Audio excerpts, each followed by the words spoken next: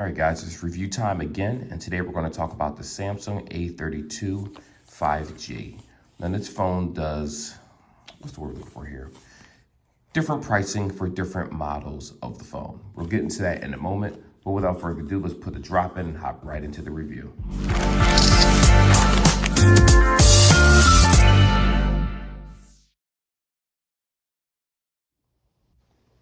First things first, this is the T-Mobile version of the A32 5G. So if you are familiar with Metro by T-Mobile or T-Mobile, normally with their devices, they tend to have particular specifications. Same with Cricket or other providers. I'm talking about the more reputable providers. They tend to have the same identical versions of the phone between Metro and T-Mobile. So this is going to be the model that has the 64 gigs internally with the 4 gigs of RAM, and we will get to the processor in a moment. So inside the box, initially, here's your phone itself. You have your USB-C to USB-A charger right here, and then you have your charging brick, which is I believe the super fast adaptive fast charging. Which, to be honest, 15 watts really isn't fast charging anymore. If we're being honest here, that's the bare bones, bare minimum basics, but it is what it is. But you're here to see the actual phone, so here we go. So this right here is the actual A53 5G. Now, initially, when I first got this phone, originally I was going to just kind of pass this up because I was doing more mid-tier phones. This doesn't really fall in mid-tier. In my opinion, this falls like in the low-end category for people that just the everyday man, talk, text, web, people that aren't trying to do too much productivity, like emails and things is perfectly fine.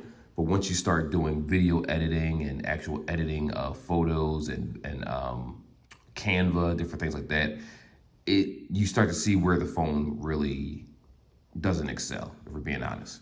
But with that being said, let's go ahead and just take a look at the body of the phone itself. Of course, you do have a headphone jack at the bottom with this particular device.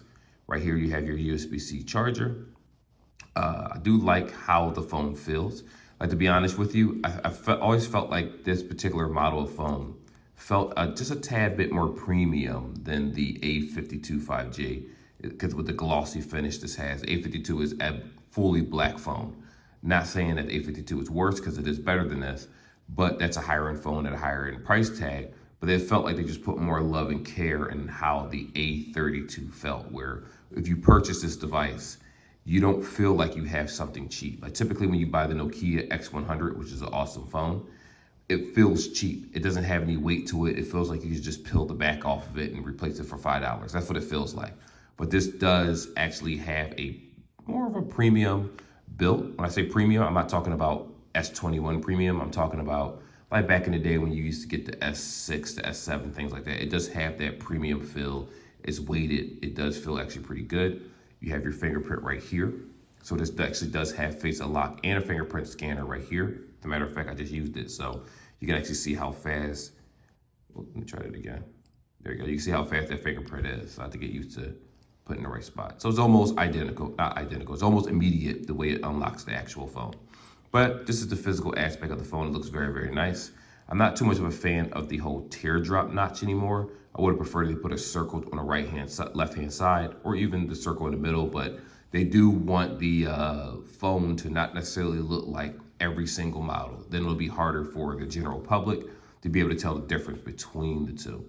So with that being said, that is how the physical phone looks. It does take an SD card slot right here, in addition to your actual SIM card slot. So you can have expandable memory on this bad boy also. So that being said, this is the physical aspect. You see how the camera is non-evasive. So when you lay it on the table, it still has that little rocky aspect to it, but it's not too bad. It's not too bad at all. Design, I definitely give it like an 8 out of 10 design, because I can't stand that notch. I just can't stand water drop notches anymore. That's the thing of the past. And I think they should just let that go and let it die off. All right, so let's talk a little bit about the actual resolution of the screen. Let me just put a little quick code on there so it's easier to unlock. So to put it up, not the full brightness, but I'll put it up right here for you guys. So this screen right here actually looks pretty good. It has decent colors into it. Granted, for most Samsung users, they're going to say it probably looks a little washed out if you're used to using certain devices that have the Super AMOLED screen. This one is 720p. I'm sorry, yeah, 720p. It was 720 by 1600 pixels. So the PPI is 270. It's nothing super high, but it is doable. You're looking at a 90 hertz screen also. So 90 hertz screen. Smoothness isn't bad at all. Let me see if you can go ahead and go to the settings and change that, because there is another version of this particular device that has a 60 hertz screen, but the American version, the Samsung version, has 90 hertz, which is more ideal for people to use, if we're being completely honest here, because you don't want anything lower than 90 hertz at this point. 90 hertz actually affects the screens and how smooth some applications run, because it's optimized better for the actual resolution and hertz screen that's displayed. If you lower it, you might have performance drops, but your battery will last a little bit longer. But you do have the option to switch between 60 or 90 hertz. Personally, I would never switch to 60 hertz. It just doesn't make any sense in this day and age. And the battery does more than compensate for what it is that you're lacking. It does have a 5,000, we've called millihertz, 5,000 mAh battery. Unfortunately, it only has a 15 watt fast charger, meaning even if you put a 20 watt, 25 watt, 45 watt Samsung USB-C to USB-C charger into this, it's only going to be able to go as high as 15 watts. So that battery life charging time is going to be longer than usual. You're not going to get 30 minutes, 50 or 60%. It's not like OnePlus for those that are OnePlus users. You're not going to get that super fast battery life. So please do be aware of the fact that if you go home, you have 20%, you have to be somewhere in 40 minutes. You better put this on the charger immediately before heading out, because again, the fast charging is, I'm not going to call it mediocre, but it's the bare bones basic at this point. The actual processor in this bad boy, originally this phone shipped with Android 11, because this did come out in late 2021 or mid 2021, I forget, but it was 2021. But it is upgradable to Android 12, and it does have the One UI 4.1 that Samsung has. So it does have the current, I believe 4.1 is the current UI. I could be wrong about that, but I don't think I am. So it does have the current UI. So it's going to operate and move like typically most of the Samsung phones out there, outside of the $1,000 ones. In terms of settings, you do have the MediaTek MT 6853 Dimensity 720. So I said that a little slow for anyone that wanted to actually look that up and do like a benchmark score. Mid-tier, I wouldn't even really call it a mid-tier processor. It's definitely a low-end processor. Again, when I look at this phone, I think of this phone as the, what's it called? The equivalent, not the equivalent, it is better than an N200 Nord, but I look at it as around the same range as that phone. Like there's certain aspects about the Nord that's better than this, and there's certain aspects about this that's better than the Nord. And I can honestly say that, yeah, this phone is not for the productivity user. If you're trying to do things like play Call of Duty, it will work. If you're trying to play Genshin Impact, realistically, it's not going to work for you. It's going to have huge lags and huge stutters, and you are going to have to adjust the graphics to the lowest possible setting in order to play it. So for those that are trying to buy this particular phone, the A32, for their children, and you think they're going to play a bunch of games that are coming out over the next year, 2 years, because children always find some new type of game to play. Let's be real here.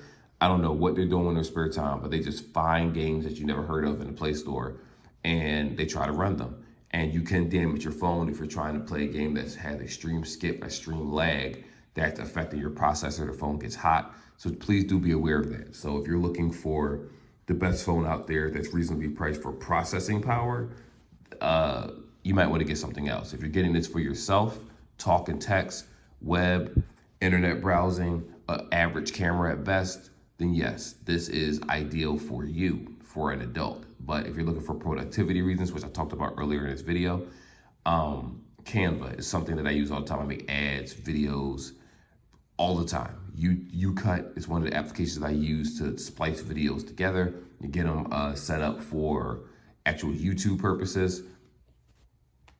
This phone can't handle it. Like, it can handle it, but it's going to get warm. It's going to run a little slow. It's going to run hot when you use an application like UCut, which I can't even pull it up in the system right now because something wrong with the 5G at the moment for this particular data plan. But if you use those type of applications and you try to swipe out of the screen and go to YouTube or swipe out of the screen and do something else, you're going to notice huge laggy moments in your phone. And that's when high-end phones are always the best to go, especially if you plan on doing productivity and using it for years to come. High-end is obviously the better choice, but if you have a money issue and you can't afford too much, then there are other devices like the X100 Nokia that I highly suggest.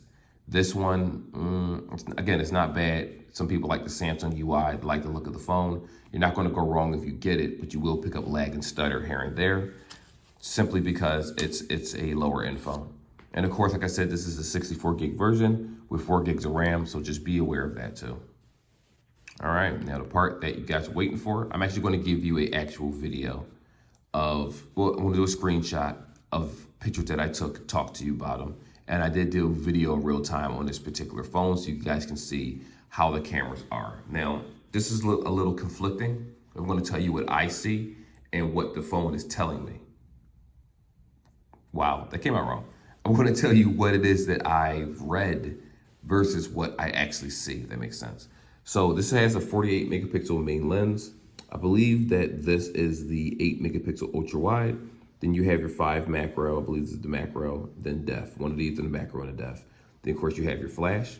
According to the reports, and I'm going to say that, then I'm going to show you. It says that it has 4K 30 frames, which I'm yet to find, and then 1080 30 frames.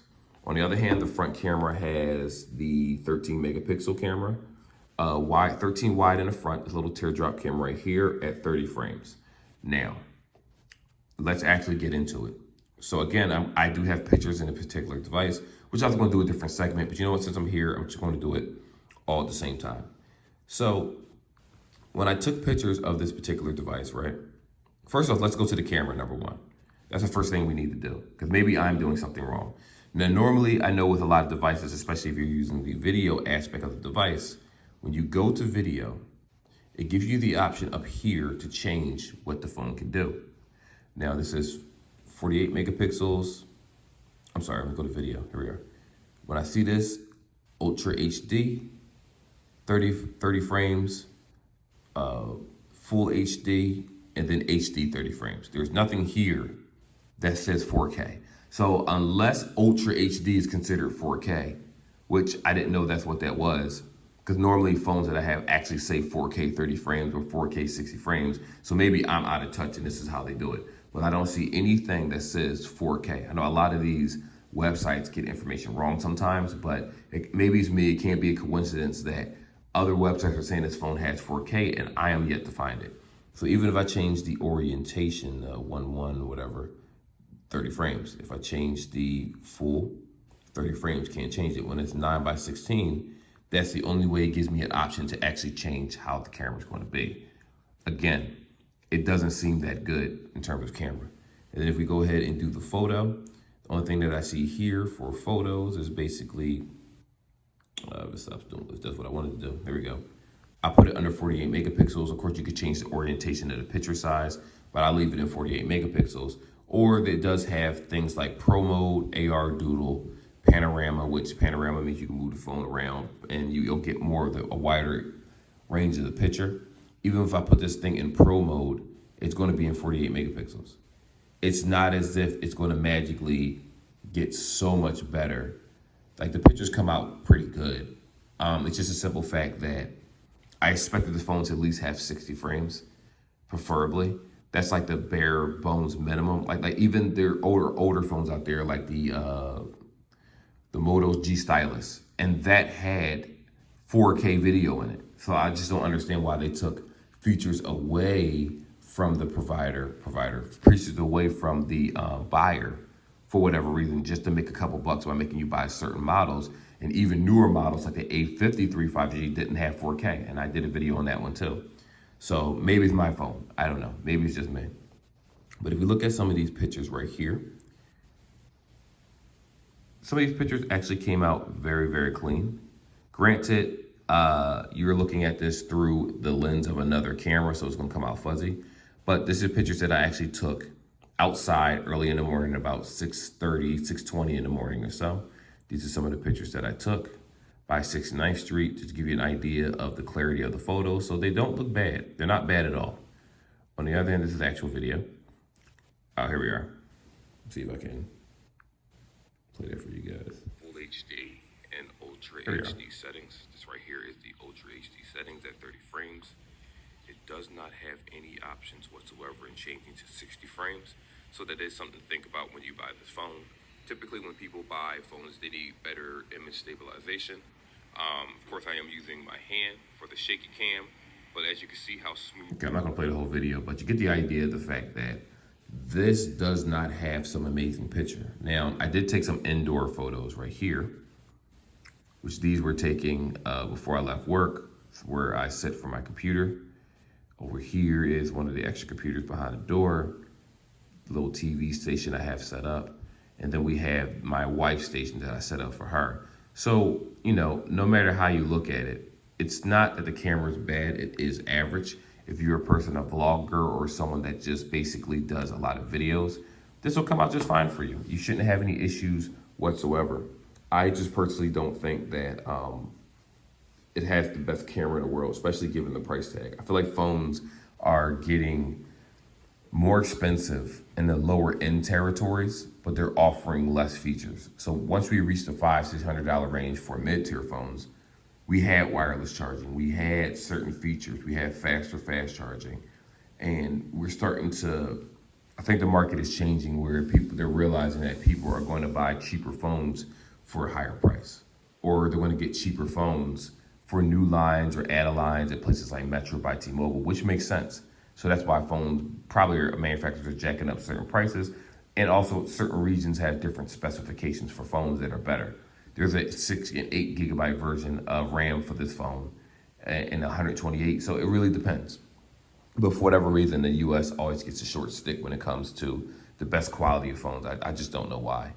But lastly, in this video, actually, let's hop onto the last section, and then I'll kind of explain that part too. So the main question is this phone actually worth purchasing? Now for me, it is Bluetooth 5.0, just for those that don't know, forgot to mention that earlier. It's not a bad device at all. This is not a bad device.